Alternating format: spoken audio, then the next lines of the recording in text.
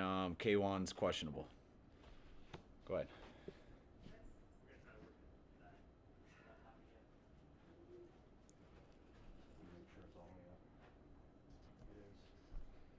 All right, Mayoko. Thank you. I just logged in here. Hey, Kyle, who has the say on whether the roof is open or closed? Is that your say? And what's the thought process that goes into whether you decide whether the roof is open or closed?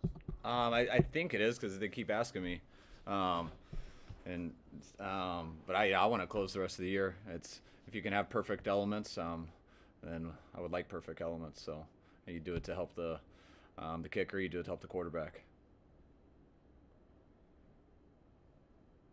Kyle, how did Debo make it through the week? And is that foot something you're just going to have to kind of manage through the rest of the season? I mean, he had a real good practice yesterday, a full speed practice. So I think he recovered well, and I think he'll be good to go. I mean, it wasn't hurt because of his old injury. He just had something happen in the game, but he's good now.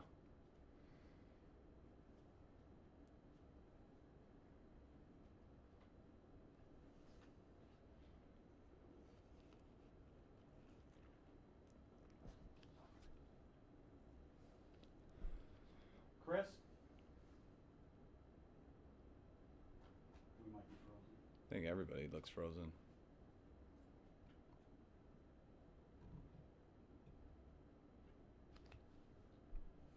Okay. Is it your fault? Might be. Let me check the Wi-Fi. Where's Tess? She's down the hall. They're running with the players. I got I can't believe you're left alone in here.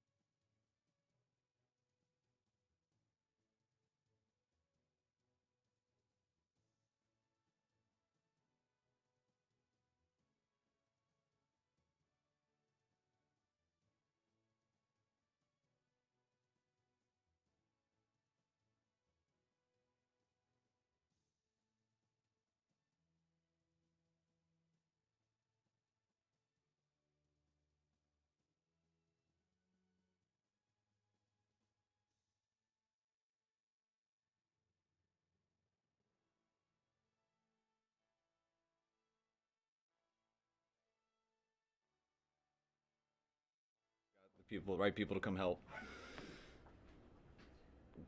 Does anyone know who's up? Go ahead, Chris Beaver. Oh. About the running game, I know Raheem said his ankle's still bothering him a little bit. I would assume Jeff Wilson's probably not at 100% given he's dealing with the same injury. But how do you approach trying to improve the running game, just given what the numbers have been in the last 5 games? I mean, I thought our run game versus Buffalo was one of the best it's been since we've been here. I mean, that's why you got to look at it and you got to watch it. You know, it's you take away those goal line runs that we had. All runs inside the 3-yard line, and then we had a negative, I think 9-yard run when we down blocked and we tossed it to Tevin where the DN got up the field. That left us with 13 carries for 7 yards carry or 6.8. You know, our analytics guys give us all the stuff. They told me it was our most efficient analytics running game since we've been here. So that was one of the more frustrating things. I thought we blocked as well as we've done, and I thought we were running the ball very well. They controlled the ball very good, and we didn't convert a couple third downs. And, I mean, that's why I think 14 of our runs were, you know, I think in the first 20-something plays of the game. So I was very happy with our run. It's hope we block the same way we did then, and I hope the game works out to where we can get more called.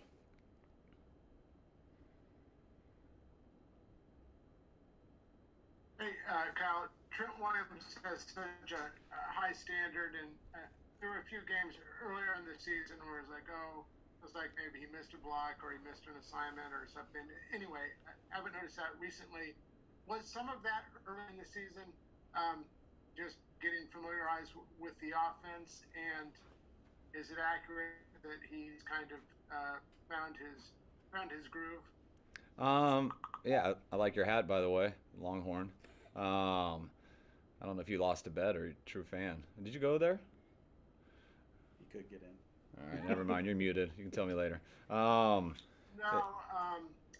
I attended school at your first job, actually, UCLA, but I have a lot of hats. All right, well, that's your best one. You could fix your bill, but what was oh yeah, Trent. No, I mean Trent's been awesome since he got here. I mean, the Philly game, there was a couple plays that stuck out, so I know he got a lot of attention for that. He had a couple bad plays, but I mean, O-linemen usually do have a couple here and there, and they were just kind of the spotlight was on them. But I think Trent's played at a high level all year, and he's just like everybody. I mean, he's been able to stay healthy. He missed some games because of the COVID stuff, but he's been practicing, and as that happens, you get better as the year goes. But there was never a time that I thought he was playing bad. He was playing at a real high level when we started.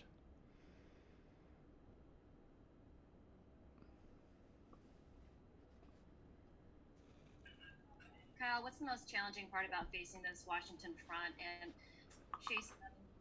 Trent Williams said he saw a few similarities between him and what Nick can do on the field, the way just kind of his behavior. What do you see between the two of them? Well, yeah, I mean, it starts with their D-line. I think everyone knows that. I mean, it's a very special D-line, and then they got a really good scheme behind it, and the 7 guys behind it are playing very well together and playing very well tied to that D-line.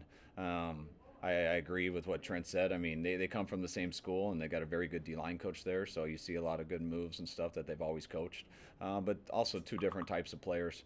But he's got a lot of speed, and it's not hard to see exactly why he was a top guy in the draft.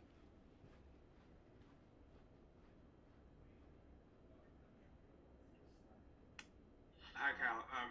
Apologies for a non-game related question, but just coming to the end of a year where just so many of in-person interactions have been done virtually like this, and your team meetings and stuff like that. What's been the biggest change, the biggest difference for you in terms of, I guess, the way that you go about team meetings, the way that you just kind of sit through and handle press conferences and anything? Has there been one thing that's felt just particularly different for you this year? And then a quick follow-up after that, if possible. All right. Yeah, the first, I mean, when we first started Zooms and when everyone was in quarantine in the off season, I was surprised by how normal it felt. I thought you can connect well with people through Zooms and stuff, and just our players. Everyone was in quarantine, and we had some of our most fun meetings because you're only allowed a certain amount of time, and you get done with the football stuff, but no one had anywhere to go, so we all just sit there and hang out with each other, just talking on Zoom and really just making fun of each other and making each other laugh. But in the long haul, like, you miss a lot. You miss the interaction and being around groups of people. And the teaching aspect of it. Like, you can learn, and it's good, but it's not as good. And I mean, it's like going home. My kids were all right watching Zoom for a week or so, but now they've been doing Zoom meetings in school for like 6 months, it feels like. And when I was home for our bye week and get to see it, I can just tell my son can't pay attention on Zoom anymore. Like, it's when guys when you got to wake up and go to work, or wake up and go to school, and you get in an office and stuff, and you've showered and you get there and you're a lot more ready. When you Zoom from your house and you're just zooming from your bed or zooming from your couch, it's just you're not as quite locked in. And so that's what I try to tell our players. Like, yeah, it feels good on Zoom, but you are missing a little bit, and you might think you're paying attention, but you're not as locked in. You're not present as much. So at the end of the week, you got to do a little bit extra. You might have to go over it a little bit more, because don't kid yourself. Don't think it's the exact same. What's your follow-up? You probably might have answered it there, but it was just whether there are sort of aspects of it. Are there aspects of it that you like? And then when you mentioned just kind of the challenge of teaching, logistically, what is the biggest challenge? Yeah, I like, because it's very convenient. I mean, there's sometimes, like, we weren't allowed to come in the office on Monday and Tuesdays. It was different here because we live in our office right now in this hotel. But when I was back home and I had to Zoom from home on a Monday, I mean, it was my first time in my life not being in an office on a Monday after a game. And it was kind of nice just sitting in there where I could Zoom and get all my stuff done, but then still be at home and lock into all game planning and everything, where no one can come in and interrupt you except for my kids. But they got the message after a little bit. And so, but you can concentrate more, and it's just convenient that, hey, I didn't have to go all the way to the office to have that one meeting I do on a Monday. I could sit here and really get ahead and lock in and use my time a little better. Kyle, what makes Alex Smith a good winning quarterback, and why is he having the effect on Washington that he's having? I mean, because Alex, I mean, he's a very good quarterback. He always has been. He knows where to go with the ball, which to me is one of the biggest things for any quarterback. You read coverages and stuff, and there's always a spot, there's a hole in it, and you want to get the ball there. But and Alex is efficient at doing that as anybody. And when you pair that with, and why is he helping them so much? I mean, they have such a great defense. When you're playing as one of the top defenses in the league, and then you have a quarterback who knows where to go with the ball, you don't have to do a lot of risky things because of what your defense is doing. And then your quarterback's not going to turn it over. He's going to be very efficient, allows you to stick with the run, and you can play the right type of ball that you never beat yourself. And when you have a top defense like that, I mean, that's a very winning formula just to win games. I mean, your teams have to really come in and beat you. And in the NFL, a lot of teams lose it. And when you got the defense that they have, when you got someone like Alex who's very consistent with where he goes, they're usually not going to lose it. You got to come in and beat them, and it's tough to do with some of the talent they have. Nice suit, man. Hey, Kyle. Mark Nazacha, is his IR window still open? Have you guys decided what you're going to do with him? And then would you be activating Kittle and Garoppolo's IR windows next week, since you'll be down to your final 3 weeks? Yeah, in Zacha, we don't have to do it this week. I think we still have another week. I would like to do it. A lot of that goes into the whole roster and who's going to be available on Sunday. So I think we have till 1 tomorrow to decide on that. And yeah, I didn't even think about whether we were going to activate their window or not, but there's only 3 weeks left, so I assume so. But I don't know on that. I mean, if that doesn't count into the playoffs, then we would wait unless we knew for sure they had a chance to go next week, and I don't know if they have a chance to go yet. Kyle, 2 questions. One probably pretty stupid. What was your reaction to Washington's name change? And then do you see any similarity in terms of the moves that Chase Young uses to Nick Bosa, coming out of that Larry Johnson school of defensive linemen? I mean, I didn't have much reaction. It was just watching it like everybody else did. It was weird at first, and now it's not. So everyone just moves on, and I don't think it seems like a big deal at first, and you realize a week later it's not a big deal at all. And yeah, it was what I was saying earlier. I mean, the guys are wired differently. Their skill set, and I mean, they're both obviously worthy of the first pick in the draft on almost any year.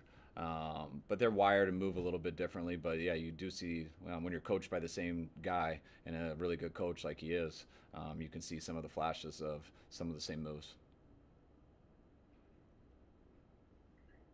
Kyle, is there anything particular that you emphasized for Nick facing this defensive front? And then who is playing Chase Young on the practice squad this week? We had a bunch of guys playing Chase Young. We were down a lot of guys in practice this week, so a lot of our practice D linemen were playing D line and O line, especially when we lost a couple of linemen yesterday. So it wasn't one guy; it was a bunch. What was the other question? You said Chase Young. What was the other one? Did you hear? I did. What else? What did you emphasize with Nick Mullens this Oh. week? Almost the same stuff I've been emphasizing every week with them.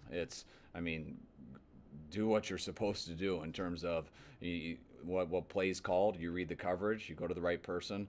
Don't try to make stuff up. Be aggressive, but do it within the play. I thought Nick did a real good job of that last week. He made the right plays. And I know he'd love to have that pick back on third, and I think it was third and goal in the 5. He could have done that better. His other pick, it was a good throw. He was just unfortunate with it tipping off Aiyuk's knee. But I thought he played very well. And then there was a couple times in the game where the play wasn't there, and he still went off schedule and made a couple off-schedule plays to Bourne, which I thought was a great job. And that's the stuff I want to see him do, because he's very good at seeing it the right way, letting it go with no hesitation. But sometimes when you try to get a little riskier in terms of you might be down 10 points or you might feel like we need to make a play. I love when he does, but I don't want him to force that stuff, because turnovers are really what have cost us here when we've lost games, and I want him to be better with the ball in that way. And I think he was last week, minus the third and goal in the 5.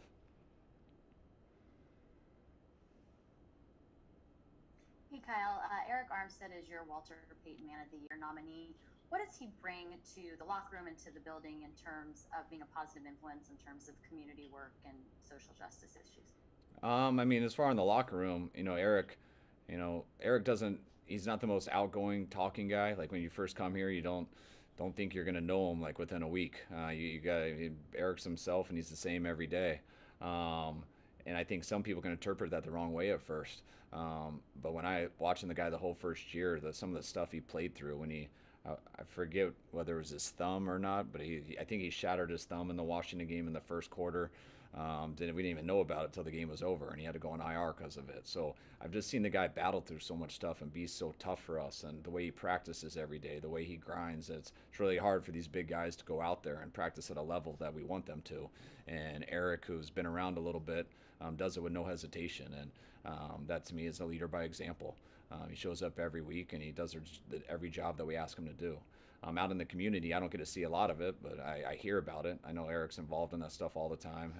I know he has a big reading program, I think, in Sacramento. I know California is very important to him, being from Sacramento, and I think all the local stuff that he does in our area. I know even down here, us living in this hotel and not being able to do that stuff, I think he's Zooming and reading books to schools on Mondays and Tuesdays from Zoom. So Eric's a really good dude, really good player, and glad he's on our team. All right, folks. Thanks. All right. Thanks, guys.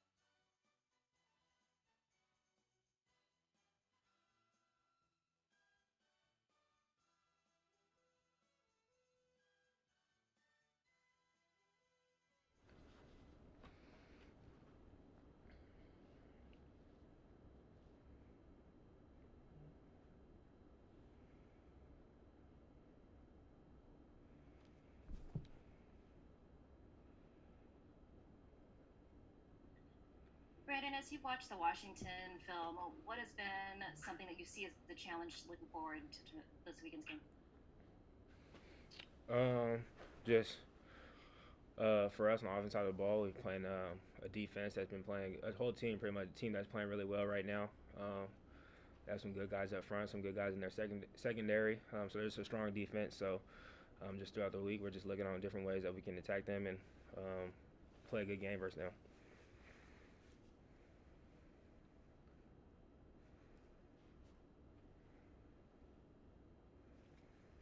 Brandon, can you maybe just describe what kind of chemistry you got going on with Nick Mullens? I think we have some great chemistry going on right now. Being able to get back out here this week and just continue to build on where we were at. It's been good to get some more time in, and they've kind of been harping on us and just getting more and more. Not getting comfortable where we're at. So getting some extra things in afterwards, during, whenever we can, so just sneaking some extra time and extra reps. So I feel like we're at a good spot and just trying to continue to get better. Brandon, you've run a lot of patterns that perhaps some rookies don't run, a lot of double moves and stuff that you've been praised for as being kind of veteran savvy route running. What do you attribute that to? Why do you think you've excelled at those, perhaps more difficult patterns? I mean, I felt like that was just that's been a part of my game, my ability to run every single route. But then also just Kyle and everybody in the offense put me in position to run those routes and showcase what I can do when given the opportunity to run those routes. So it goes both ways, and yeah, I feel like that's something that I can do and something that I hopefully can continue to do. Hey Brandon, after the game, not sure if you got a chance to look at your phone, but there was an exchange between Des Bryant and Mohamed Sanu about you, saying that you remind them of Julio. Did you get to see this exchange at all, and what'd you make of it? Yeah, I saw it. People were sending it to me. A lot of people were sending it to me, like family and friends. Appreciated Des, but I don't know about that one yet. Julio's definitely one of the greatest receivers of all time. So far from that, but just continue to try to work towards that. But I appreciate it.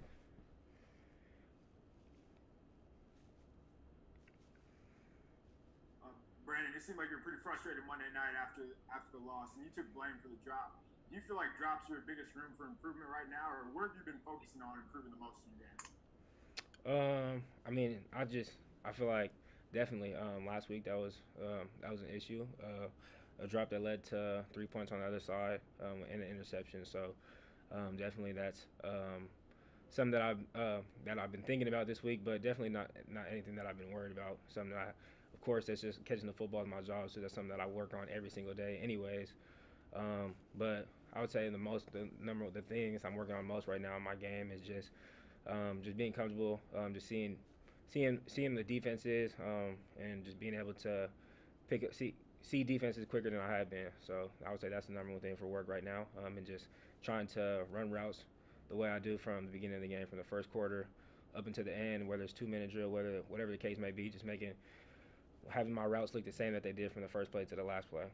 Last one, please. Brandon, can you give us a little insight on your relationship with Deebo Samuel and what it's meant to work with him throughout this season? Yeah, when I first got drafted, he was the first person to call me and reach out to me. We just built our relationship even more since then. Going up to Tennessee, I was with him pretty much the whole time. When I first got out here, I was with him. Before we started practicing, he was coming to get me, picking me up, taking me places, taking me around. So our relationship is just getting stronger and stronger. Me and Deebo and the whole receiver room, really. I think it's just really like a brotherhood in this unit. And yeah, I think these are people that are gonna have long-term, lifelong relationships with after football. Thank you, Brandon. Thank you.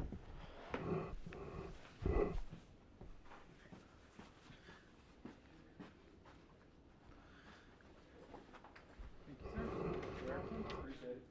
Easy stuff. Easy. Sorry for the wait, sir. I apologize.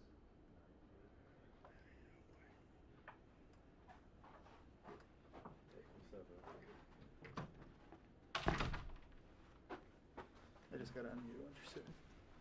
Oh. Hey guys, we got Jason Verrett here for you.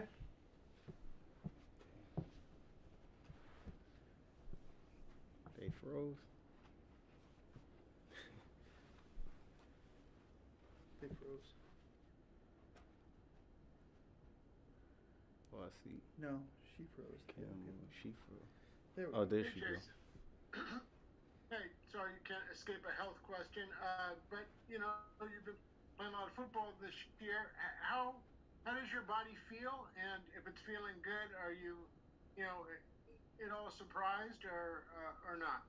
No, I'm not surprised at all. I feel so far my body's been holding up real well. Just staying in the same routine that I've been in since I've been out there.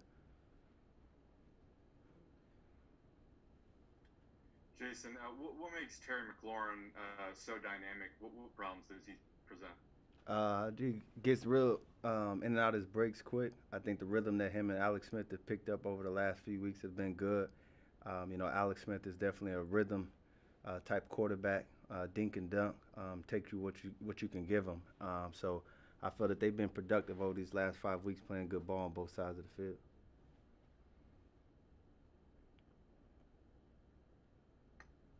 Jason, you're obviously a comeback player of the year candidate. You'll be facing a comeback player of the year candidate in Alex Smith. Have you followed his ordeal, his storyline, and what are your thoughts on your opponent on Sunday? Yeah, I seen actually. I think it's called the Project 11, I believe. I saw it on that ESPN show. Man, it was great story. There's a guy that I used to go against a lot in the AFC West when I was with the Chargers. I have a ton of respect for him. Hopefully, once we play them, man, I can talk to him after, try to see if we can get a jersey swap or something. But I have a lot of respect for him, and if he's the guy that wins that comeback player of the year, man, hats off and nothing but respect for him.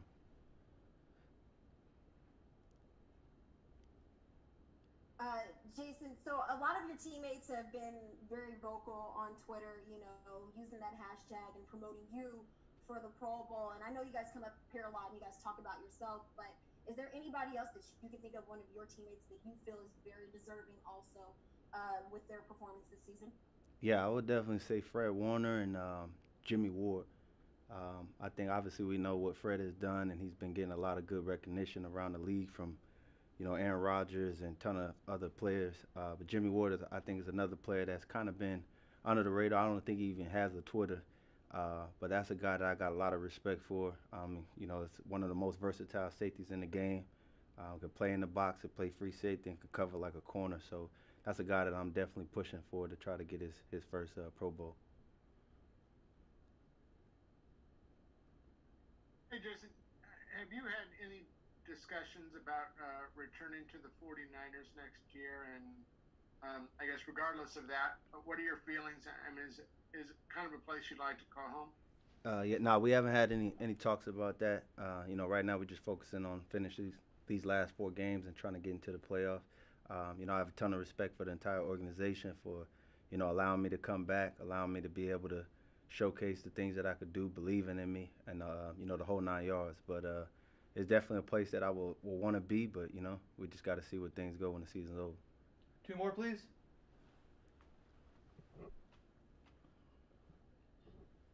Hi, Jason. A bit of a random question, but what's been the biggest challenge for this season of doing team meetings and maybe even positional meetings virtually, not being in a room with guys? And also, what's the biggest difference of doing this kind of thing over like a Zoom call instead of actually having that interaction with reporters, that kind of thing? It's been tough, but we dealt with it in the off season, having to do Zoom calls for during like the OTA period and stuff like that. Obviously, it's just been something that you just have to adjust to. We didn't know the county was going to kick us out and make us move, but I just feel with the organization and just being alert as much as they are, keeping everybody on the same page and being able to adjust to whatever it is that we have to do. I think it's been good. But it's always tough just with COVID and any other pandemic that you got to deal with.